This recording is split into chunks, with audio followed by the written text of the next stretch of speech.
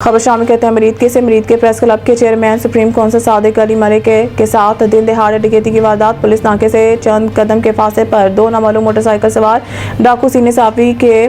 Malik medical store से हजारों रुपए नकदी छीन कर फरार। मुतासरा सहाफी पुलिस गश्त पार्टी से फरार होने वाले डाकुओं का ताकोब करने की मिन्नतें करता रहा, मगर पुलिस एहलकारों ने टाल मटोल से काम लिया। हमारे नुमाइंदा मियां करम इलाही की रिपोर्ट के मुताबिक दो नामालूम मसला डाकुओं ने दिन दहाड़े सुबह 11:30 बजे करीब मेन बाजार नंबर 2 रावी रयान में वाकिया मलिक मेडिकल स्टोर में दाखिल होकर इसके मालिक मरीद के प्रेस क्लब के chairman supreme council Sadiq Ali Malik से मुबलिक 50,000 रुपए के करीब नकदी छीन ली और फरार हो गए। वाज़ेह रहे कि डकैती की वारदात के दौरान चंद कदम के फासले पर थाना सदर मरीद के पुलिस की पेट्रोलिंग गाड़ी भी खड़ी थी और मुतासरा सहाफी ने डाकुओं का ताकोब करने के लिए बार बार मिन्नतें की, मगर उन्होंने थाने इत्तला करने का कहकर टालमटोल दिया। बाद अज़ार जब मुतलका थाना सदर में मुकदमे का अंदराज के लिए मुतासरा सहाफी ने दरख्वास्त दी तो पुलिस ने डकैती की बजाय चोरी का मुकदमा दर्ज कर दिया, जिसका शदीद रद्द अमल जाहिर करते हुए मरीद के प्रेस क्लब के सहाफियों ने वाकई की शदीद मजम्मत और पुलिस के आला हुकाम से फौरी नोटिस लेने का मुतालबा किया है।